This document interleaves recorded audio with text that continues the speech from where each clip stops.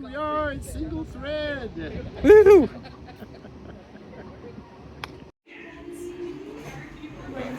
Thank you.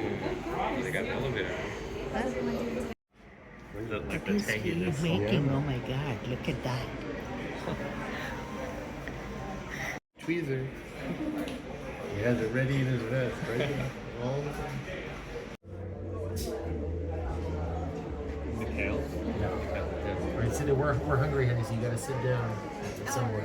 Okay. So I didn't see any allergies noted. Correct. I'm allergic to rock. Okay, good to know. Sorry Thank about that. Yeah, you. No. Different, additional arrangement. yeah, sorry, I totally forgot. Okay. This course, I'm just thinking first and then sip the soup after. The sushi rolls to the right of that have pickled daikon ribbons tying them together with a slice of shima aji or striped jackfish with shiso herb rice. And next to your water cups are nori rolls. These have bluefin tuna with the belly and the loin slice with tamari and ginger. Those are going to be more nostalgic flavors of sushi. Moving into the main board, you'll find Mad Eye, sweet sea bream with poached nasturtium flowers. Poached nasturtium. Oh my god. Yes. Not- They look like a little koi fish that way. Which is Yeah, kind of fun. that's exactly right. What a wonderful effect. This one has Santa Barbara abalone. This is braised in sake and then has preserved Albion strawberries. Okay. The blue plates have a fish called yagara or red cornet fish. So that's wrapped around pickled habanado peppers and braised cold. The black cubes are a tofu made completely out of black sesame. So it's actually really nutty, rich, umami, full of flavor. Has fresh wasabi and barely aged ponzu. You're so excited. Yes, this is awesome. So, and this is the one sharing thing on each side, right? You guys have one of these? Yeah, we have one. So I'm going to give you a little half of this. Hi everyone. Hey. Welcome in. How are you? Now you're going to put me through the gamut tonight. You're going to hear from me a lot. Yeah, we're excited about the variety Amazing. in store. Who is doing what? I'm doing the very special one. Expressive. It spends 10 years on the lease, so you get those toasty, nutty brioche characteristics. Museum 2015. Okay. Exactly. Yes. So this, just so these guys know, that's what James bought over here. Bollinger. Exactly. And then for the nightly pairing, Dom Perignon. So 2015 vintage as well. So a fun little Just side. Oh, interesting. And then No. yeah. Petit, whatever. No Meunier actually in any of these bottles. This is a Blanc de Blanc, 100% Chardonnay from Adrian Dalton team. Adrian has been growing wine in the family. The Dalton family has been growing wine since. Oh, wow. This thing. Welcome in, folks. I'm gonna trade for your. Once in this season of its life. So it's kind of rich flavor. You check with the belly and the white slices. This is a 2013. We didn't get a photo of the bottle, but we'll get it. You guys were born.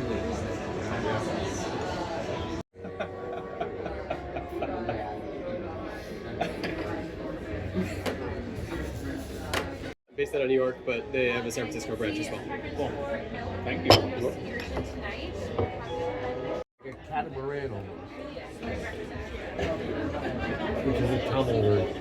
I love how The sesame tofu is out of this world. This is a pea pod. They made as a boat and filled with caviar and some flowers and something I do not know. I have to eat and see how this tastes. This is tuna wrapped in seaweed.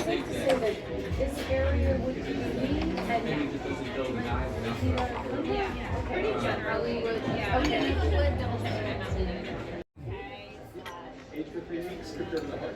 In the center is dashu, some Dalton white asparagus, Belgian white asparagus steam.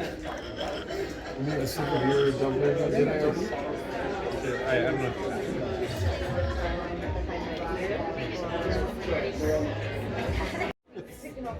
Sort of. I had all mine. There's sake and there's beer, but there's no You want to help me? Do you want your caviar? I do. I'm just busy.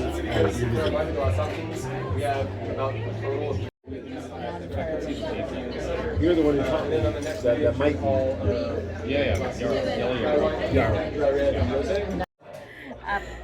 Just the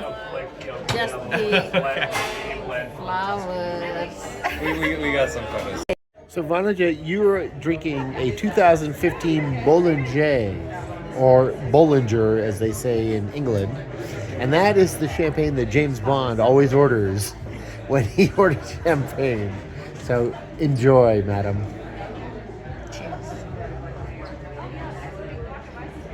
Yeah, and you want to know what they are? I do. They're Riesling. Oh, Nailed it. Yeah, 3 different really amazing Rieslings for you, all Großgerbach, so all dry Rieslings. And interesting, they also each come from 3 different ambiguïtaire individual regions within Germany. oh, they're all German. All German Riesling, but all from But all different- dry. All dry. So they, what? No. No, well, so it's we'll talk because there's TDA, which is like petrol, but none of these are really made in that style that's very petrol-y. I'd say Robert Weil has a little bit of it, but Keller specifically hates TDA, so he makes sure that none of his wines have it in them. With that, we'll talk about next a little bit of Robert Weil. So Robert Weil, Dr. Robert Weil, he's a doctor in. And the fish here is buddy. Buddy is essentially hamachi or yellowtail, but it gets called buddy once it reaches a certain age and weight in its life. Typically, when it's about 4 years old, when it's caught. So for this reason, it's going to be a little bit more buttery, a little bit more rich and decadent, full of flavor. The fish closest to you, there are these little pink dots. Those are the petals rolled with umeboshi. Oh, that's what you're talking about. Oh my god. Yeah. Okay, I'm excited. Thank all you so edible. much. Yeah.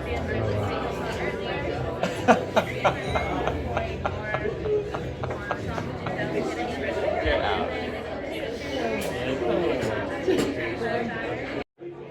Well, each one is a single thread. Okay. Oh. All right, what do we got? Okay. So I was right. I was mixing myself. Oh. I can be mad. Yes, so Chardonnay for everybody. One coming from California, so our backyard. So this is a really wonderful Sonoma Coast producer named Radio Pizzo. If you speak Latin, you might know that means word of mouth. I don't speak Latin. I just learned that it means word of mouth. Right. Eric Sussman is originally from upstate New York, and then he traveled to Burgundy at age 25. Learned how to make wine there, and then moved to the southern hemisphere and did some time in Australia and New Zealand before returning to the States in 2003 and starting his winery in 2004. He specializes in really incredible Pinot Noir, Syrah, and Chardonnay. This is coming from a really beautiful coastal site called Wingteen. So it's not your typical California Chardonnay, which sometimes will lean with a lot of like rich elements. It has richness because of the sunshine that California sees, especially during the daytime. But it's more about like tart, fresh, almost like saline flavors because it's right near the coast of this site. It's round in the way that Chardonnay should be round, but you get that more on the palate than you get on the nose, which is it's a really just gorgeous textured expression of why Sonoma Coast is becoming such a good place to make Chardonnay. Over here, Chavy Chouet. So this is an estate in Côte de Beaune. So this is a Ludi site called the Castettes. And with these wines, Chavy Chouet Chavy, the family, has been in Burgundy for a very long time. This estate's relatively new. It was taken over in 2008 by Romerick. And Romerick was only 22 when he took over the estate. Are they slowly taking the whole grower negociant chateau system there? Yeah, it's mostly at this point, like in the past, negociants were a lot bigger. Like if you think about like Momessen or... But with the fresh seawater itself, so you don't lose any of the flavor, right? Yeah. And that's what I'm pouring for everyone right here. It's a broth that has been made of scallops that has been concentrated down over the period of like 4 days. Oh my For God. 5 gallons of stock, half a gallon. So it's intense. Intense is an understatement. And then inside the bowl, some summer vegetables from the farm that's mainly focusing on zucchini in different ways. We have ones that are raw, ones that are poached into a shoe, another that's grilled and freshly cut.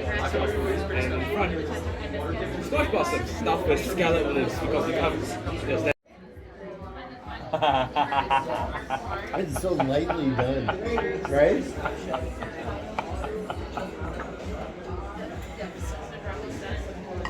Wow. So Providence was damn good. Really? I told you I went to a restaurant in Santa Monica. I'm wondering what this Where is. I sat at the counter. Yeah. That was very akin to. Oh, Hermitage. So Northern Rhone. We're doing some textured Oh, whites. there's Chardonnay to pop. Southern Yes. Rhone. And then what's the other one? Oh, this is a fun one. This is from Hungary. Nice. Little eccentric, esoteric, from the very famous sweet wine region of Tokai. Oh, yeah. But it's a sec.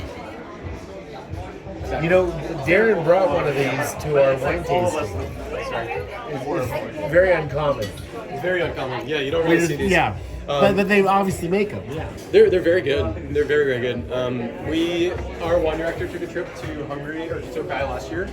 He was really enamored by the dry wines, and he's like, we need to start pouring this here. So then we did. Yeah. So the Hermitage 100% Syrah. What year we got? No, this is the white. So this is the blanc. I mean, Yes, I was looking I at the know. bottle. Yes. So this is Viognier. No, it's actually Marsan and Roussan, the sisters. So Northern Rhone, if you go a little bit south, then you get Right. Marsan and Roussan, the sisters. Yeah. But those are usually super low in acidity, right? Around the same time Burgundy was designated Grand Cru sites, Hungary was too, which is kind of crazy. This is a grape called Formens, which you almost always see in the Tokai blend.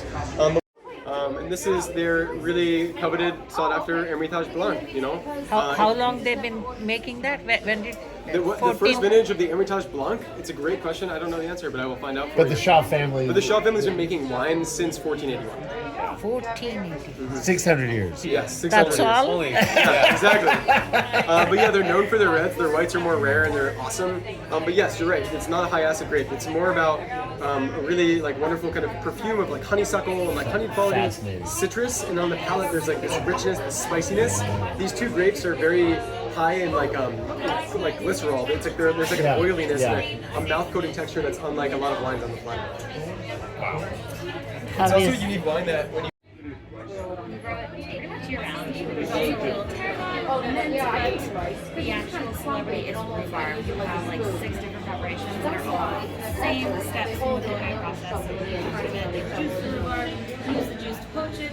Some of the poach gets dehydrated, and that's how you chew it, and there's no waste. Very, very clever, very sustainable. So it's really just a way to honor this ingredient that comes from the farm and really appreciate it. Amaro? Very rarely we get something this rich in the menus. They're messy, we'll have hand toss along and just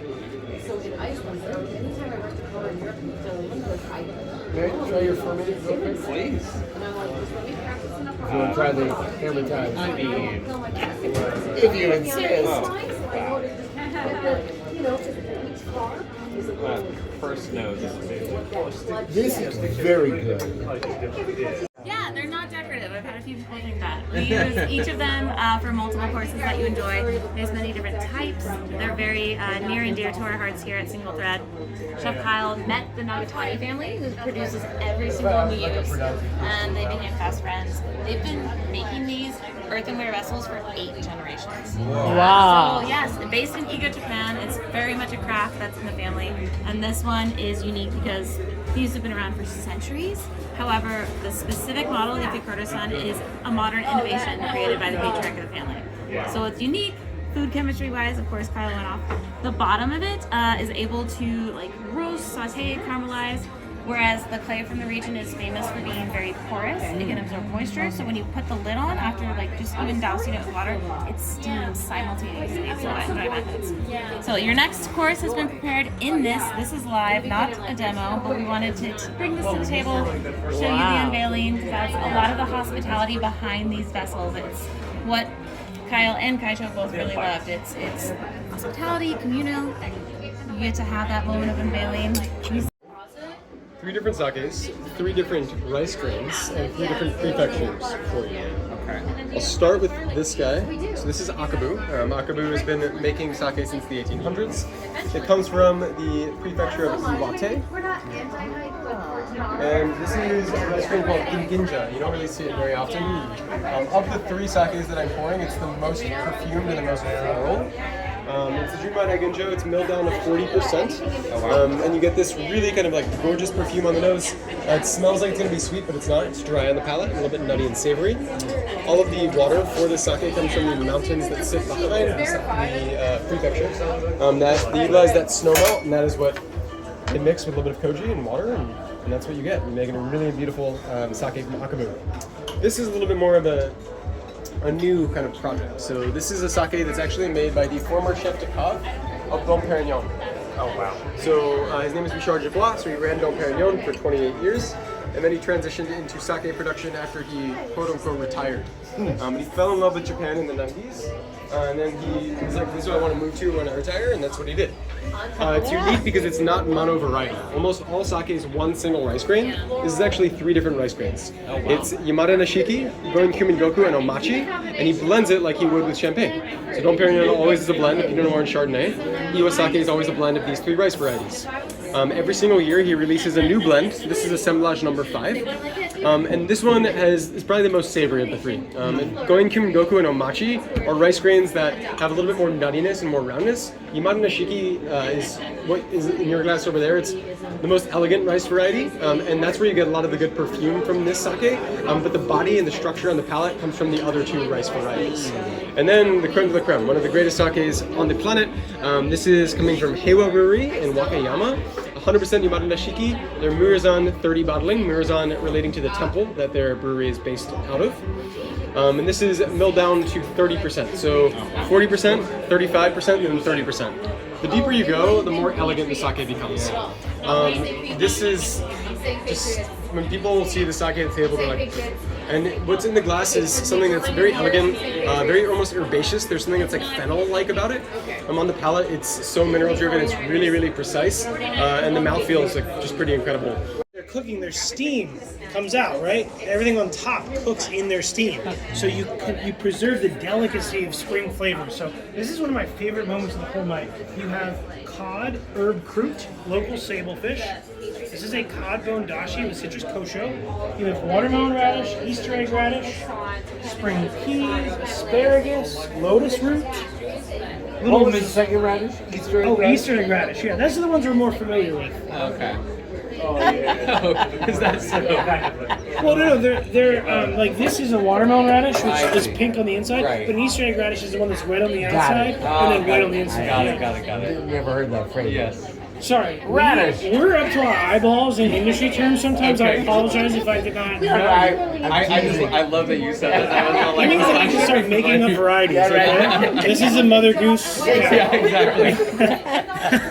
Now you have asparagus, celtus, and this is going to be both light and delicate. That's lotus root. Lotus root, yeah. Lotus looks like root, yes. But both light and delicate, and also rich and unctuous at the same time. So I think it's a really, this is why you came here, right? You want to see our dedication to technique. You don't need a break. Top client. 6 bottles. Only 6 bottles a year they make. But yet, Well, they're one of the biggest buyers, and as the biggest buyer, they get 6 bottles, which shows you how exclusive and how small a batch. Yes. Probably one of the reasons I wake up and put pants on and work every day. This is our Pastry team got a hold of them. So here they are frozen. that pastry team. We also have a beef sorbet in there and what we call our yuba stracciatella. So this is a base of tofu and ghee kind of whipped together to resemble the inside of burrata. But it's not very and because there's a lot of layers to this, I would definitely get your spoons deep. Oh, thank you. I'll pass this over.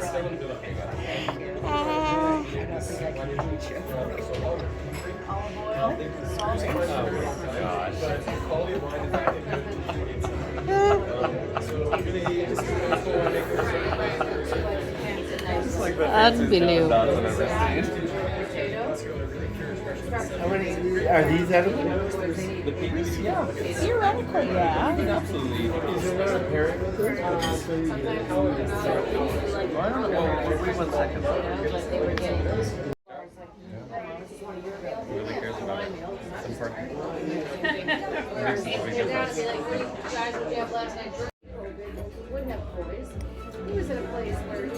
Oh my gosh. Goes all the way down. This is so fabulous. Fresh greens. All right. Good timing. I was gonna wait too. I want to make sure you have more. We're gonna We love the story of each one. move into Rouge here. So, California Pinot Noir over here. Really amazing producer. Reeve is the name of this winery. They started in 2015, so it's a relatively new winery. And the couple who runs this, they're originally from Missouri. Their names are Kelly and Noah Dorrance. They moved out here and worked with Banshee Wines for a little bit, and then we're like, we want to do a smaller production, something a little bit more serious. And they started this estate. This is coming from their Kaiser Vineyard in Anderson Valley, so a really gorgeous old site. Yeah. They split this site into 3 parcels: the upper block, the suitcase block, and then the lower block. The suitcase block is the reason they call it suitcase block is because they took vines from the Domaine de la Romani Conti, and then they brought them over to California and planted them there. The upper block is probably my favorite just because it's the most like mineral toned. It's the fruit's super red, so like cherries and raspberries, and there's this really gorgeous floral kind of tone that it has. It is made in a Burgundian style, so there is a little bit of like savory earthy composition in the back. But it's more about kind of fruits and florals and just being super great to enjoy like a warmer month because it's fresh and it's tart. And then, So I want to make a comment. I've drunk huge amounts of Anderson Valley wines of all sorts, and I'm enormously disappointed that they've completely swung to Pinot Noir because I think their Pinot Noirs are second class compared to Willamette or Burgundy. sure. But like Willem Salem, I had a Willem Salem 2009 Pinot. Needs that particular Yes, plot. walled. Yeah, a walled vineyard. In a walled vineyard. Yeah. All right, and then alongside it, we have A5 Wagyu on this end, and then the Duclair Duck on this end, both delicious. A5 Wagyu coming from the Miyazaki Prefecture. It's like wine. This is the Grand Cru of beef. It's like you can make it in a bunch of different prefectures. This is the best of the best. And then over here, Duclair Duck, which has always been raised for single thread. Comes from Valley Ford, aged for 3 weeks, cooked over the hearth. So is the beef. On the base of the plates with the duck, there's a duck shoe. On the place of the base of the plates with the beef, there's a beef shoe. Morel mushrooms that are foraged in Sonoma, white Belgian asparagus, white asparagus creme, and then a little bit of sorrel oil as well. And what are the little mousses? Yes, so there is white asparagus cream on the top with Oh, that's sorrel what oil. you said. Okay. Yep, and then but I didn't mention this one. That's a California almond paste. Nice. Thank you so much. Remember when you were over at the Front and we had on the porch? And then some Bordeaux as well. 1982. That's pretty good. I love this house too. Chateau Talbot out of Saint Julien. All right, we'll start over here. Barolo. Elvio Conio is the producer here. Elvio, the Conio family has had holdings in Barolo for a long time, but Elvio is really kind of who made them famous, and he started producing in the 80s. That's a 20.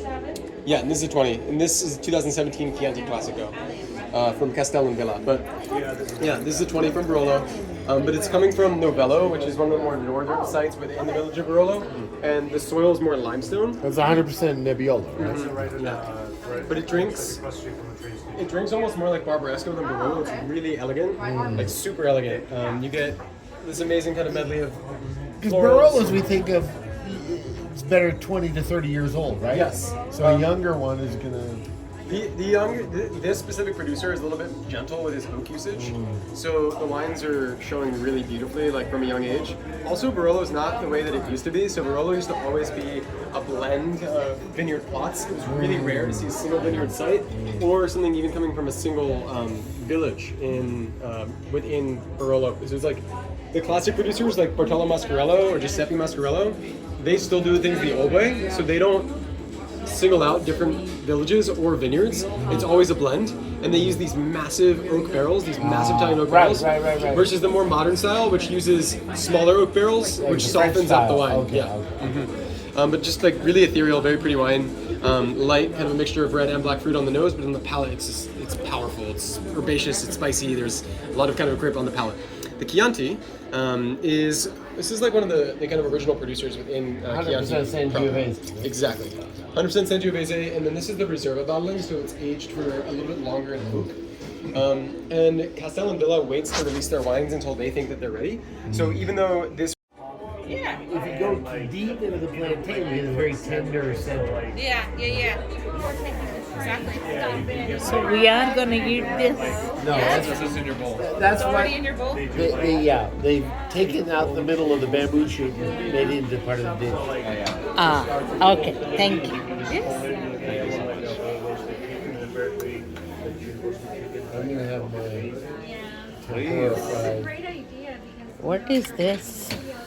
You get one of those leaves also on the rock. I know. What is These are bamboo shoots in here and with farro at the bottom and rice, duck fat, fried rice, and dashi. Any of these fancy restaurants with us? I want to come meet with you. Oh yeah. That's pretty good. Somehow ginger. These shoots brought in only through the spring and they're big. You know what's funny? I'm starting to get full. Mushrooms and blueberries. I've been full Wild like strawberries. 3 courses. And like couple veggies. Yeah. Are you still live on a farm? What? This is really good. how am I supposed to eat this? In your by putting it in your mouth. Shove it in your What mouth. is this? What is this? It's a anyway? leaf of fava bean You can eat the whole With thing. fava beans and with Duck fava liver beans mousse. and other decorations. yeah, duck liver mousse. My God. Patea. Film it going in your. Wait. Perfect. Yes, it is. Really? Yeah. Oh my God! Not a Nebuchadnezzar. Not Nebuchadnezzar, Methuselah. Yeah. Methuselah. Okay. God. Look how small the Jeroboam looks next to Methuselah. I know. Poor little Jeroboam. He's like, All right. And then this is all Semillon or a little bit of Sauvignon Blanc. A little bit of Sauvignon Blanc. Yeah. So this is what I was explaining to you, Vanisha, earlier today. Okay. When they call it Sauterne, they're all modeling it on Chateau de Chem. It's the best. Yeah, so they've never revealed And it's it. all botrytis done, right? Yeah. And so is this. This is super delicious too. So 1787 is when Moulin Touché was established. It's a 2005 vintage of coming from Côte de Lion, which is west of Sancerre in Loire Valley. It's a sweet wine made from Chenin Blanc. Yeah. So I love Chenin Blanc. Yeah. And Chenin Blanc to me always has this like really gorgeous like apple profile. So when it's made with grapes that are with botrytis, it kind of is like candied apples that are like spiced. And Chenin Blanc is bright, it's fresh. This, because of the blend Semillon and Sauvignon Blanc, they lean a little bit more towards like the stone fruit realm. But yeah, 1987 out of Methuselah for you.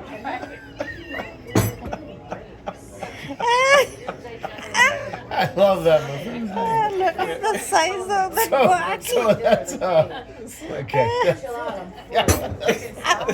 It feels like, you know, So I'm actually going to take that, and then this is the pairing for you. That's exactly. But yeah, 1987. yeah. You gotten smaller, huh? 2010, 1987. They're both absolutely delicious. Before Same we blends. were married, so that's Really? good. Yeah. Oh, 35 years. And I have another, congratulations. I have another little treat for you after this, but I don't want to spoil it. But the sweet wine for everybody. Chateau de Chem 2010 over here, be more on like the bright, fresh side because it's in his age, while the 87 is like spice tone, saffron, cardamom. It's like leans with all the spice. They're lusciously sweet, but they have all of that pure citrus to balance everything That out. typical 87 profile. You know. And it's just out of Methuselah, because why not? Right? Can't believe that. You're not going to forget this. I love that. Oh, my God. Why are you taking? So normally, Okay, got it. California. Blended with Strauss cream. This is like the best of the best dairy. So that dairy gets whipped into an entremet mousse with buttermilk in the main bowl in front of you. That gets glazed with honey. Inside is a honey caramel and a toasted barley sponge cake. The rectangle plate has a beeswax wash gelato with saffron. And in the center is a warm madeleine. This is dusted with beet pollen and filled with a warm cookie butter. I'm so happy you use Strauss. Yeah, it's delicious. This is great that it's a local, it's an old family, Yeah. Good. I can taste it until I finish this. Well, you gotta. Wonderful. No, what did you guys get? You guys got a Chenin Blanc. We got we tried a Chenin Blanc. Can you just take that over to It's okay, don't worry about it. I'm sure that's very good. But Thank you. Honey. Lovely.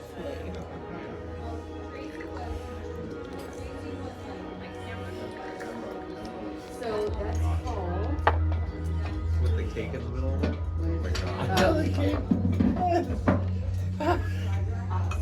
How does it all stay together? I feel like I was transported by your glass. Back to It can age like longer. pork. Yeah. Like pork, Oh exactly. my but God! It's still It's pretty unique to made see in something from the- 1899. No, at Lazy Bear I had a 1942. I just So cannot. this is incredible. Yeah, I know exactly what it can do. Hey, what? You weren't supposed to only smell it. one singular drop. It just happened to be in. Yeah, but it's sweet, but it's nutty, it's savory at the same time. Oh, It's, it's it's got a incredible. little bit of everything going on. Did you ever read In Praise of Wine? Yeah, great book. That's a great book. That's like, do they? There must be. Do I they like still water. make it the same way now, or is it like a different? Like it must be different now. Yeah, there's no way it's exactly the same. But the addition of the brandy changes everything. and D. Oliveira's is like one of the classic producers. And miso mochi, those are the little triangles. Aww. The rectangles are ice cream sandwiches, so those are time sensitive. It's roasted sunchoke and chocolate ice cream. All right. And then the top layer that comes in the miso steam cake topped off with almond strawberry jam. You'll want to use the spoons. Use the spoons with that one. And the eggs in the nest, a very thin, very delicate yuzu white chocolate shell, holding for jus and Meyer lemon juice. Completely liquid center, one bite only. Thank you for that wording. So this is your dessert one. Yeah, you're I'm gonna finish that and then I'll drink it. So, are we taking 111? Yeah. Here's yours. Yes. Thank you so much. So Isaac, you and I are gonna figure this out somehow. We each get one of each. I'm gonna have the ice cream sandwich first. I had the little final. That was very good. It's like everything about it is like so cute. So, Ice cream sandwich is a time sensitive thing. Yeah. Well, it's not a cold stone, so. how are we gonna pull these in? Mom, don't pull them. Just take the items You from. had to do the bottom shelf first. Bottom shelf first. Yeah. Okay. Appreciated stuff is not super sweet. And what is this thing? Okay, that's just a leaf. Decorative leaves. Okay. And chocolate ice cream. And the eggs, how are we gonna get the eggs? You just take it with your fingers, Mother, or a spoon. Oh my god, they are melting in my hand. Yeah, one bite. One bite? Yeah, because I can't eat. Liquid center. Oh my god, I can't eat this. Eat it. Can you eat? Oh, There we go. Good job. Right. That was actually very good. Radio. Yeah. Tokyo, I think that would be successful. Yes. That was excellent.